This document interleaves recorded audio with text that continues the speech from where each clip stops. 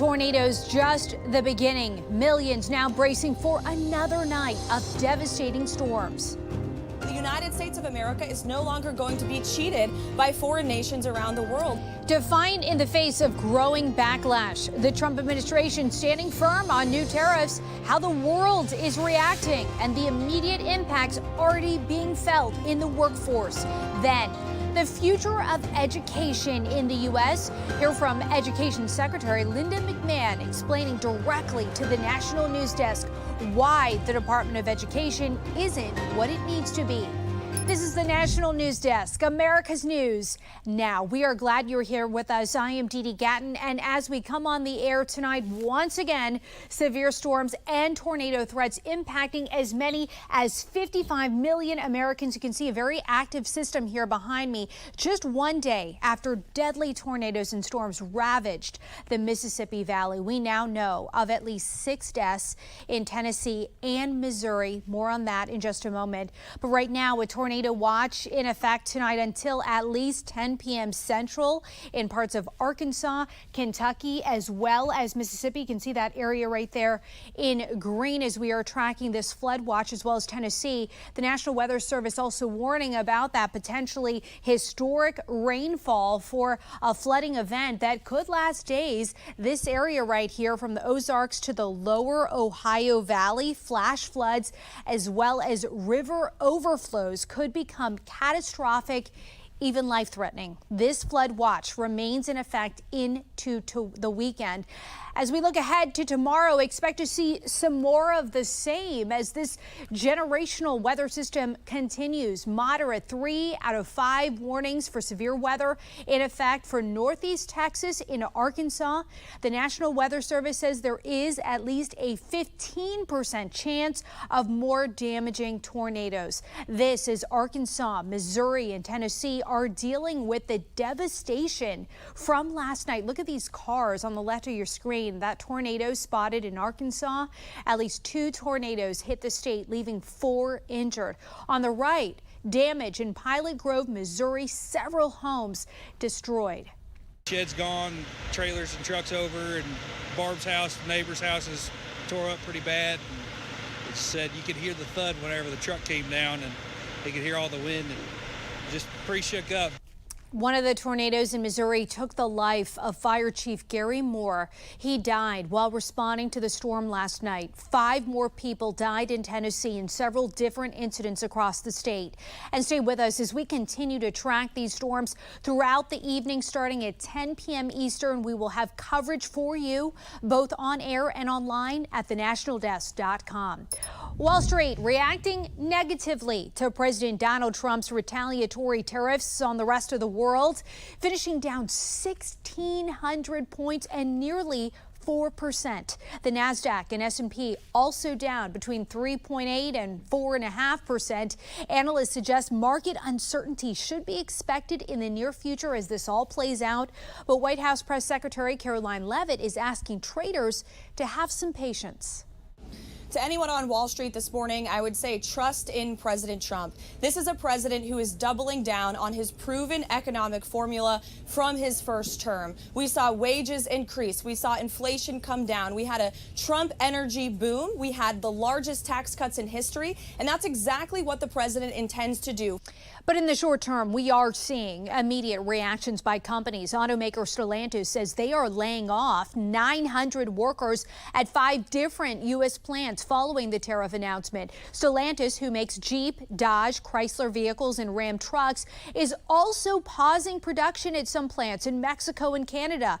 But as Agriculture Secretary Brooke Rollins told the National News Desk this morning, these tariffs enacted, Rollins says, are just leveling the playing field closer to what the rest of the world charges the U.S.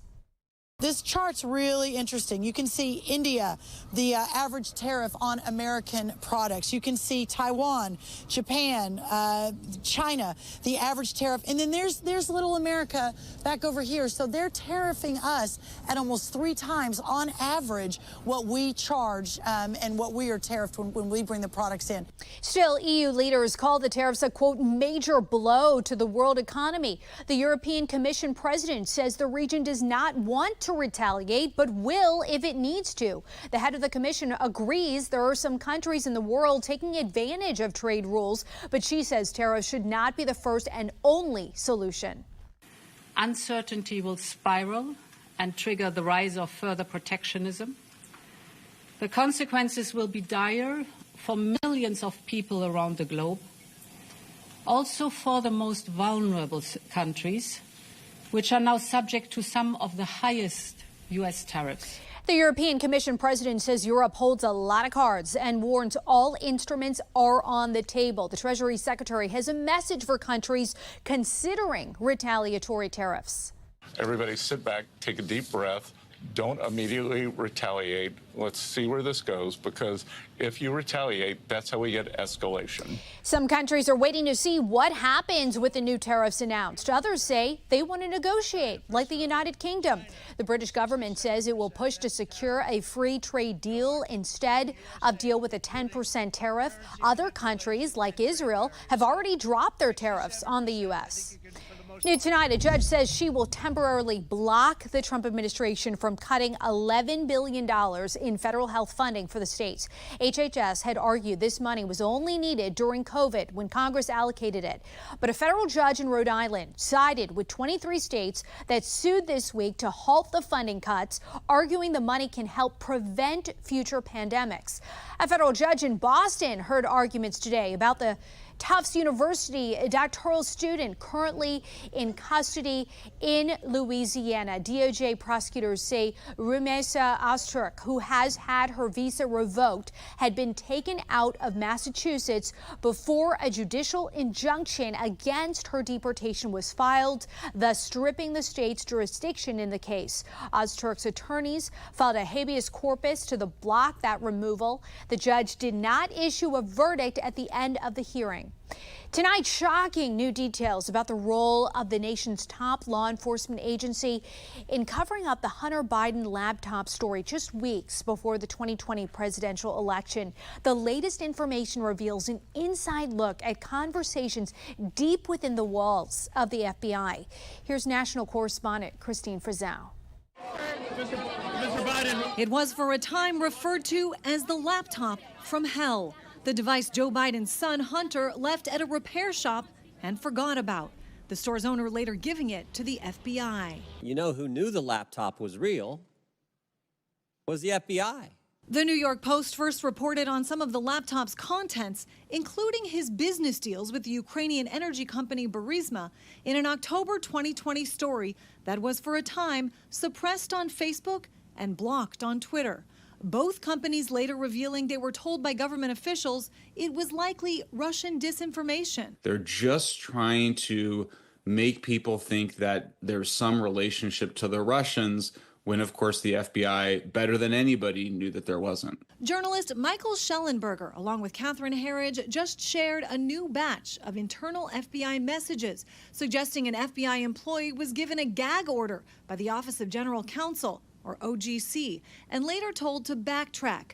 Another, that the FBI's Criminal Division, or CD, confirmed there was an active investigation into the laptop, asking, is it corruption, campaign finance? Later, oh crap, okay, it ends here. It just underscores how many people knew that the laptop was authentic, that it showed potential crimes. Instead, they perpetuated the idea that it was part of Russian disinformation. That notion bolstered by this statement, signed by 51 former intelligence officials, which said those emails purportedly belonging to Vice President Biden's son Hunter had, quote, all the classic earmarks of a Russian information operation.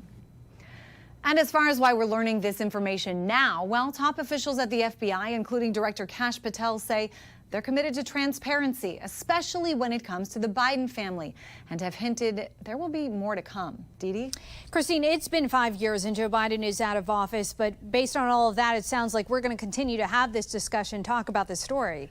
Yeah, Joe Biden might be out of office, but Donald Trump is back in office, and he equates all of this with election interference. He thinks that the doubts the FBI raised contributed to his losses in 2020. Remember, Republicans in Congress launched a years-long investigation into this, and Hunter Biden pleaded guilty to tax evasion related to some of the very reporting in that New York Post story. Live from Washington, D.C., Christine Frizzell. Thank you. 6 National Security Council staffers, they were just fired by President Trump after he met with right-wing activist Laura Loomer. According to officials, Loomer presented Trump, Vice President Vance, and other officials with a list of people she thought were disloyal. Among those let go were Senior Director for Intelligence Brian Walsh, National Security Advisor Mike Waltz, who came under scrutiny after the recent Signal chat controversy, will keep his job. That Signal chat is the subject of a new investigation. Today, the Defense Department's watchdog said he will look into Defense Secretary Pete Hegseth's use of the Signal messaging app to discuss Yemen attack plans with officials, including Waltz, who mistakenly added a journalist to the thread. The app is encrypted but can't transmit classified information. New information now. New York City Mayor Eric Adams is dropping the Democratic Party. He announced today he will run for re-election as an independent. Adams, who used to be a Republican, said he's still a Democrat. But I'm not a quitter. I'm a New Yorker. And that is why today, although I am still a Democrat, I am announcing that I will forego the Democratic primary for mayor and appeal directly to all New Yorkers as an independent candidate in the general election.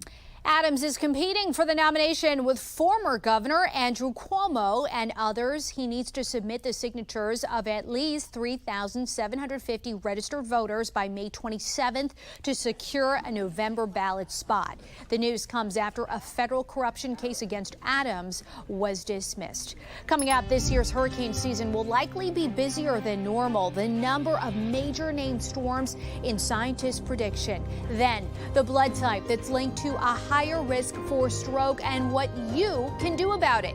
And later, the punishment schools could begin to impose on parents with chronically absent kids. We're back in 90 seconds.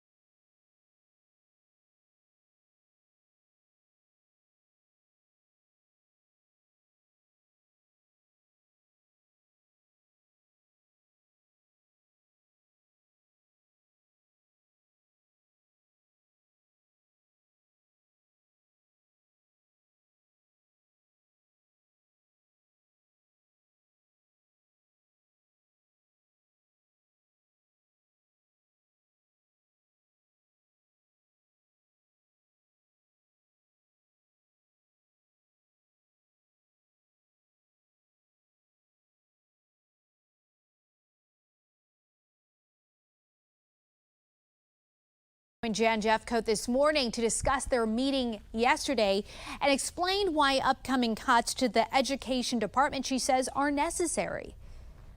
The Department of Education doesn't educate anyone. We don't decide on any curriculum. We don't buy books. We don't hire teachers.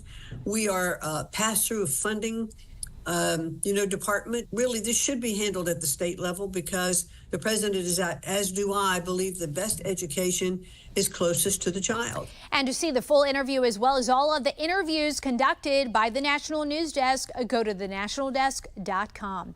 Secretary of State Marco Rubio met with fellow NATO members in Brussels today and reassured them that President Trump has no plans to leave the alliance. He's not against NATO. He is against a NATO that does not have the capabilities that it needs to fulfill the obligations that the treaty imposes upon each and every member state. The secretary says the U.S. is as active as it has ever been in NATO, but President Trump has threatened to pull out of the alliance before, and he has criticized other member countries for not spending enough of their GDP on defense. Israeli Prime Minister Netanyahu visited Hungary today to meet with Prime Minister Viktor Orban. Before the meeting, Orban removed Hungary from the International Criminal Court. As a former signatory, Hungary would have been obliged to arrest Netanyahu, who has an outstanding arrest warrant placed upon him by the ICC. Orban said he no longer believes the ICC is an impartial court, calling its decisions regarding Israel political. While in Gaza, Israel continues their military strikes to eliminate Hamas terrorists. Hamas says in overnight bombing, at least 55 people were killed, including women and children. The IDF disputes these numbers and says they take all precautions to reduce civilian casualties. A possible terrorist attack in Amsterdam gone wrong. A car caught fire in the central Dam Square this afternoon. Police believe the suspect did it on purpose.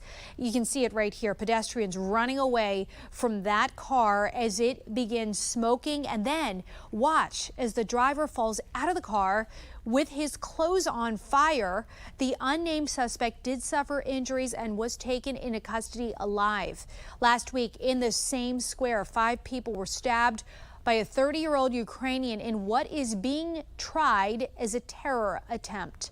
Hurricane experts at Colorado State University are once again predicting an above normal season ahead. Researchers released their 2025 Atlantic Outlook, and they say there will be likely as many as 17 named storms, with at least 4 reaching major status that's Cat 3 or above. Sea surface temps are warmer than normal, but not as high as this time last year. These warmer temps combined with La Nina conditions are more conducive for hurricane formation and intensification. This follows last year's very active 2024 season with 18 named storms and 11 hurricanes, although this failed to reach Colorado State University's projection of as many as 23 named storms. Still, though, 4 of the storms last year were so destructive, the World Meteorological Organization retired their names. That includes Beryl, Helene, Milton, and John. They'll be replaced by Brianna, Holly, Miguel, and Jake. That name list normally repeat every 6 years. 30-year mortgage rates are down for the second week in a row, averaging 6.64% this week, according to Freddie Mac. If you take a look at these numbers right here in comparison to last week, the stock market sell-off this morning, though, had investors turning to the bond market, which caused bond yields to fall. And mortgage rates are, of course, influenced by the 10-year U.S. Treasury yield. Still, housing costs are at record highs, according to Redfin. Attorneys for CVS Pharmacy are asking a federal judge to dismiss most opioid-related claims the Justice Department filed against the company. Officials claim CVS broke the law by intentionally filling invalid prescriptions. CVS lawyers argue prosecutors didn't provide key information like doctors' identities. Prosecutors must respond by June 4th. Matcha green tea fans may start to feel the effects of a supply shortage. A report from Japan Times says global matcha demand led to an unprecedented strain on Japan's tea industry last year, and that will probably happen again this year. One California cafe owner says there's now a limit on how much matcha they can order, and the price has risen around 50%. They tell us like we cannot order a lot from them. Like before we order like 3 cases. Now they say you can order only 1 at a time because they cannot have their products for us.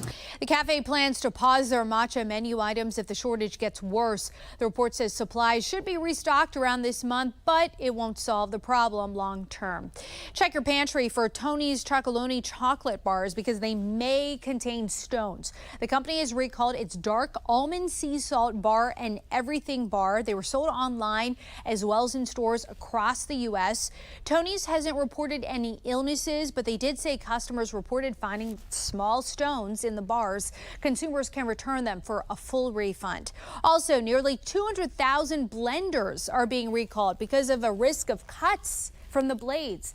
They're the Vivitar blender bottles sold exclusively at Target. The blades can continue operating when the bottle is not attached to the blender.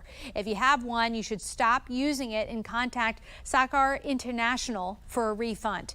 A new study shows certain types of blood associated with a higher risk for stroke. Medical reporter Liz Bonus shares what to know to help lower it. Hey there, everybody. When you give blood or you have a blood draw for labs at your doctor's office, you can ask about your blood type. It may be type A, type B, type O, or even a combination of these types. And make no mistake about it, at your local blood donation site, such as this Ohio Hawksworth Center, all types are welcome. Those such as Rich Rodier, who donate here, say they do it just for that reason, just to try to help people. In the U.S., about 1 in 4 of us have type O positive blood, followed by A positive, O negative, and A negative. So when a recent study in neurology found that those who had type A blood had a 16% higher risk of having an early stroke, there's a lot of people that got real concerned about this article, thinking if they have blood type A, they have to be more concerned about stroke. But blood specialist Dr. Carolyn Alquist says there's a few things to know before you panic if you have type A blood, and here's why. And what's important to recognize is they didn't find any mechanism by which having blood type A would cause you to have a stroke. So correlation does not imply causation. What can contribute to stroke risk, she says, is how you eat, how often you get regular exercise, and whether or not you have high blood pressure, just to name a few. Since you can't change your blood type, she says, not by giving blood or any other means. If you have the time, do it. It's easy.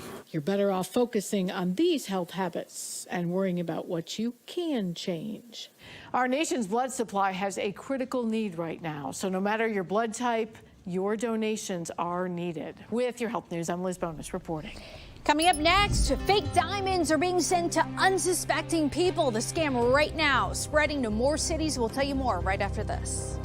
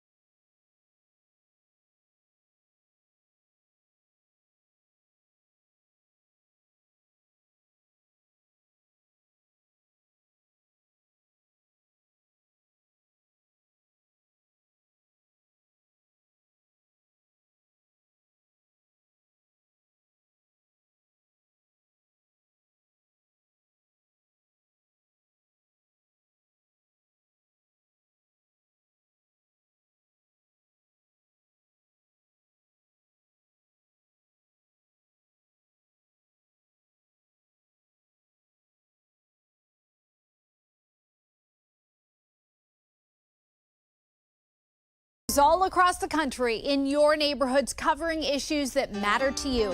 We're taking the pulse of America, and we start in Texas with a push to stop people from certain countries from buying land. We will not go quietly into the darkness. Last session, Houston Democrat Gene Wu led the push against a bill that would have effectively banned businesses and people from countries like China from owning Texas land, citing discrimination. But this go-around, Republicans appear more united around House Bill 17, a priority bill for Speaker Dustin Burrows. At least some 6 Republicans have indicated support for the legislation, which would ban individuals from China, Russia, Iran, and North Korea from owning land in Texas. It carves out an exception for green card holders and U.S. citizens, even if they're from those countries. But Democrats say the bill infringes on the fundamentals of the American dream. A bill to reinstate truancy laws in Oregon under discussion in Salem. Truancy fines are penalties for parents of chronically absent students. Before a fine can be issued, the student and parents would need to speak with school district officials and community members, such as a juvenile court judge, to find solutions for the student. A fine can be excused if the district is happy with the results of the meetings. It's really having a conversation about understanding what the struggles the family is currently undergoing and why we're having such a hard time getting the student to school. The bill does not require a superintendent to issue a fine, but does make it an option. Oregon removed all state truancy laws in 2021. Prior to then, parents could be fined $500 for excessive unexcused absences. It can take all forms. It can be any number of things. Just throw it away. Don't engage. Really the best practice. Scammers are finding newer, sneakier ways to get sensitive information. One of the latest tactics, they've been sending packages with items like a phony diamond ring to people. The mail may include false warranty cards with a QR code. A Reading resident tells us she got one of these packages recently, thankfully avoiding scanning the code. It may be that they are trying to confirm your information, which may be associated, for example, with identity theft. It may also be that they are hoping to collect that information to then pose as you elsewhere. Coming up next, the fascinating new finding about chimpanzees that shows they might be more like humans than researchers previously thought.